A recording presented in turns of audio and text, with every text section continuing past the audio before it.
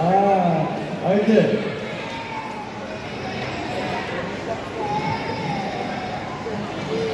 Sementara kita menunggu adik-adik kita menari, sekarang ni kita ada happy hour. Siapa-siapa yang membeli siapa-siapa yang membeli di gerai saya sekarang ni di booth jualan ulit mayang, sedang membuat happy hour. Ada makanan yang serendah RM2 sahaja. Siapa-siapa yang ada dapatkan makanan serendah RM2 boleh datang dekat sini. Pelbagai makanan lagi yang ada. Jauh lah macam dia.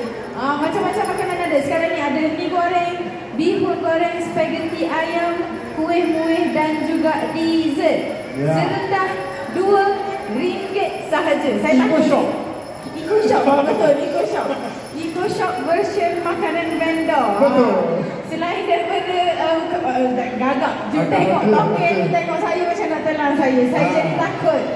Oleh itu, saya kena segera ke booth yang seterusnya. Kita ada happy hour juga. Di mana?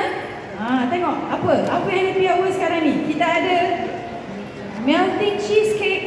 Kita ada cheesecake, brownies dari RM5. Anda semua boleh dapat RM4. Semua kita buat promotion, kita buat happy hour. Kita nak habiskan makanan ni malam ni juga. Semua tenant-tenant dekat sini nak habiskan makanan malam ni sebab hari ni adalah hari yang terakhir. Dekat dua ni boleh datang habiskan makanan yang ada.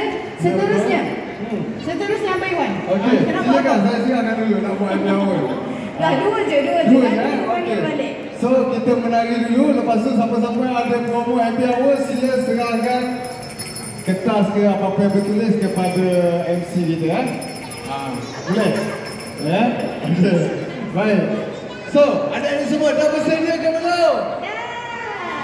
Alright, let's go.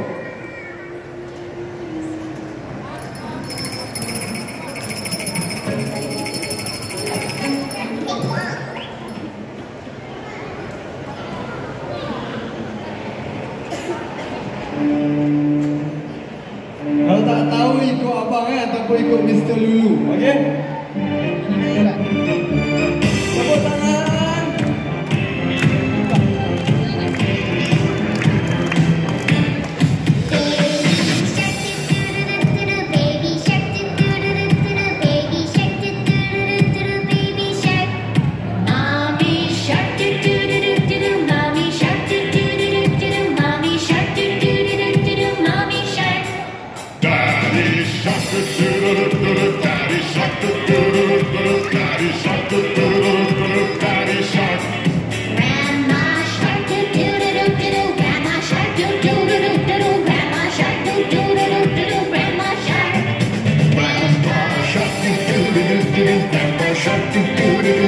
Grandpa shark,